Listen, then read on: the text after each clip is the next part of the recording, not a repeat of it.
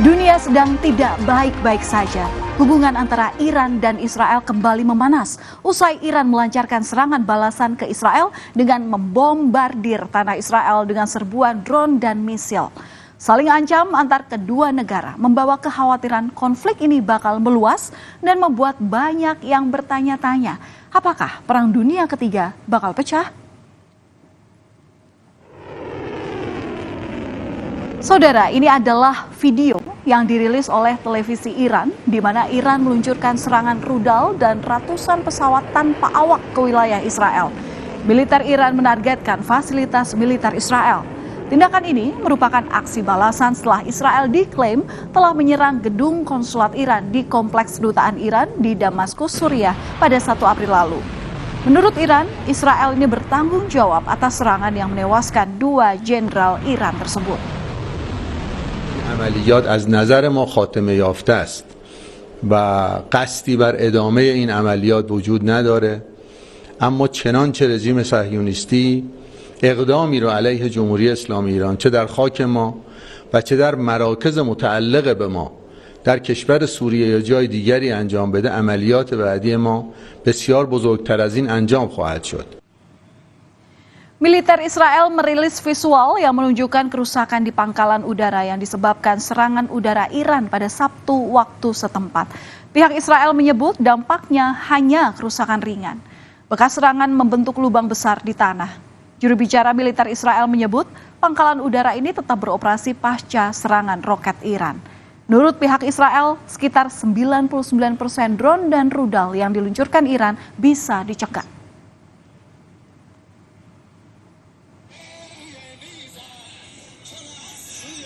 Sejumlah warga Iran berkumpul di ibu kota Iran, Teheran, untuk menyusul serangan balasan yang dilakukan Iran ke Israel pada Sabtu malam. Mereka menyuarakan dukungan terhadap serangan drone dan misil yang ditujukan ke Israel.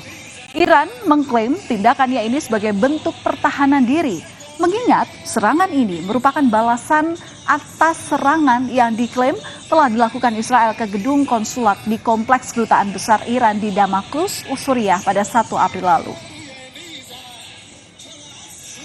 Serangan Israel ke gedung konsulat di kompleks kedutaan besar Iran di Damaskus, Suriah pada awal April lalu menewaskan 7 orang, termasuk diantaranya adalah 2 jenderal. Pemerintah Iran menyatakan serangan tersebut sebagai pelanggaran berat terhadap konvensi internasional yang melindungi misi diplomatik. Saat itu pihak Iran menyatakan akan mengambil tindakan tegas terhadap serangan itu. Meski ada permintaan untuk tak membalas, kepala militer Israel bilang akan merespons serangan Iran ini. Hanya saja tidak dirincikan kapan dan seperti apa respon yang akan diberikan. Kepala Staf Umum Pasukan Pertahanan Israel, Letnan Jenderal Herzi Halevi, mengatakan bahwa Israel ini masih mempertimbangkan langkah-langkahnya. Tetapi ia memastikan akan merespons serangan rudal dan pesawat tak berawak Iran. אנחנו שוקלים את צעדינו, והשיגור הזה של כל כך הרבה טילים, טילי שיוט, כטב"מים לשטח מדינת ישראל יענה בתגובה.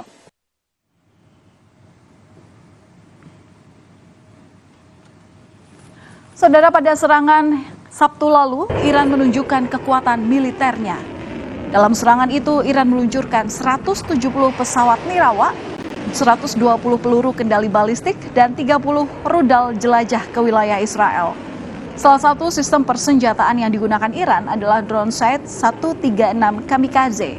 Drone ini diklaim sulit dideteksi radar dengan kecepatan 185 km per jam dan memiliki jangkauan sebesar 2.500 km. Untuk menangkis serangan itu, Israel mengandalkan sejumlah sistem pertahanan udara. Salah satunya adalah Iron Dome atau kubah besi. Israel mengklaim Iron Dome ini sukses menghancurkan rudal musuh hingga 90%.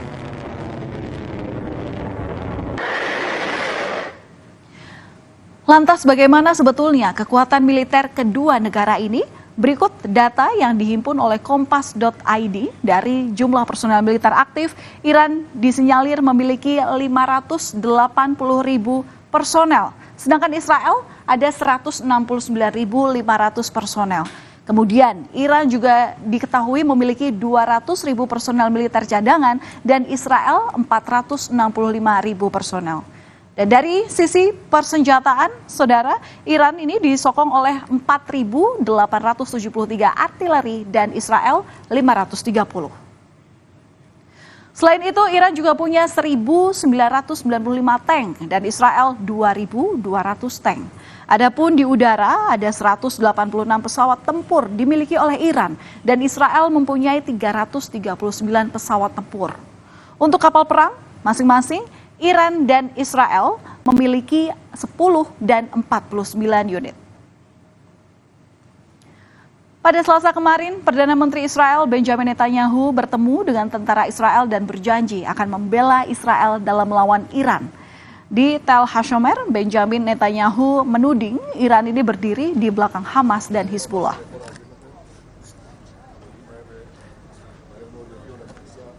איראן עומדת מאחורי חמאס, מאחורי חיזבאללה, מאחורי אחרים, אבל אנחנו נחושים לנצח שם ולהגן על עצמנו בכל הזירות. Panasnya hubungan antara Iran dan Israel menuai berbagai macam reaksi dari para pemimpin dunia. Presiden Amerika Serikat Joe Biden mengatakan, "We are devoted to defense of Israel." Kami setia untuk membela Israel. Kami akan mendukung Israel. Kami akan membantu membela Israel dan Iran tidak akan berhasil. Hal ini disampaikan oleh Biden pada tanggal 12 April 2024, sehari sebelum Iran menyerang Israel. We are devoted to the defense of Israel. We will support Israel. We will help defend Israel, and Iran will not succeed. Thank you very much. Sementara itu, Menteri Luar Negeri Rusia Sergei Lavrov mengatakan bahwa negaranya akan dengan tegas membela dan mendukung tindakan militer Iran terhadap Israel dalam pertemuan Dewan Keamanan PBB. Rusia memandang serangan balasan Iran ke Israel sebagai upaya membela diri yang sah. Lavrov mengkritik negara-negara yang menolak mengutuk serangan Israel terhadap konsulat Iran di Damaskus. Sekjen PBB Antonio Guterres mendorong semua pihak agar menahan diri untuk mencegah eskalasi terus berlanjut. Segala tindakan yang dapat memicu konfrontasi militer di Timur Tengah harus dihindari. Antonio mengatakan warga sipil telah menanggung beban terberat. Hal ini disampaikan Antonio Guterres dalam rapat darurat Dewan Keamanan PBB di New York sehari setelah serangan balasan Iran ke Israel. It's vital to avoid any action that could lead to major military confrontations on multiple fronts in the Middle East. Civilians are already bearing the brunt and paying the highest price. And we have a shared responsibility to actively engage all parties concerned to prevent further escalation. Tingginya eskalasi di Timur Tengah, khususnya perseteruan Iran dan Israel, membuat rupiah melemah. Nilai tukar rupiah di pasar spot sempat mencapai titik terendah dalam 4 tahun usai berada di level 16.265 per dolar Amerika Serikat.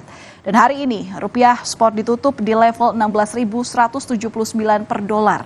Wakil Direktur Indef Eko Listianto melihat pelemahan rupiah belakangan ini dipengaruhi oleh perang Iran dan Israel. Ya, kalau kita lihat sebetulnya karena aspeknya adalah geopolitik, aspeknya adalah konflik antara negara yang kebetulan juga Iran adalah salah satu produsen minyak yang besar begitu ya, sehingga kalau menurut saya sih akan sangat bergantung apakah suasana atau katakanlah konflik ini akan terus memanas atau kemudian bisa mereda ya, mungkin melalui katakanlah perundingan atau hal lain yang kemudian tidak saling berbalas serangan gitu ya. Jadi aspek geopolitik akan menentukan begitu apakah akan cepat atau enggak stabil kembali rupiah kita begitu. Di luar itu memang sisi supportnya masih cukup terbatas ya dari dalam negeri. Kebetulan kan terakhir-terakhir kita surplus perdagangan kita juga cenderungnya turun begitu. Panasnya konflik Iran-Israel membuat harga emas makin berkilau. Investor mencari aset safe haven di tengah kekhawatiran akan meluasnya konflik di Iran-Israel. Hari ini harga emas di pasar spot sempat menyentuh angka $2.379 per ons troy. Tidak hanya dari sisi geopolitik, pergerakan harga emas ini juga dipengaruhi oleh sejumlah faktor. Sementara itu, Presiden Joko Widodo menggelar rapat terbatas membahas dampak geopolitik usai serangan balasan rudal Iran ke Israel. Menteri Luar Negeri Retno Marsudi mengungkap bahwa Presiden memberi arahan khusus terkait ketegangan Iran-Israel. Presiden berpesan agar upaya diplomasi terus dilakukan agar pihak-pihak terkait bisa menahan diri untuk menghindari eskalasi yang lebih besar. Dan menurut Menlu, baik di Iran dan Israel maupun negara sudah mulai berhitung dampak ketegangan militer jika dilanjutkan, mulai dari sisi ekonomi hingga sisi geopolitik. Bapak Presiden tadi dua, yaitu tolong terus lakukan upaya diplomatik agar pihak-pihak terkait menahan diri dan dapat dihindari terjadinya eskalasi. Karena eskalasi tidak akan membawa manfaat bagi siapapun. Jadi sekarang masing-masing pihak, teman-teman, sudah mulai menghitung.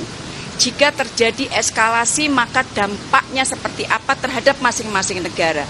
Baik harga minyak, harga kebutuhan yang lain, maupun nilai tukar dolar dan sebagainya, sebagaimana yang kita lakukan pagi ini dan Pak Rapat langsung dipimpin oleh Bapak Presiden dan juga Bapak Wakil Presiden dari sisi ekonomi, Pak. Lalu, apakah semua pihak akan mampu menahan diri agar situasi tak semakin memanas? Atau justru sebaliknya, perang tak bisa terhindarkan? Kita akan lihat ke depannya, saudara.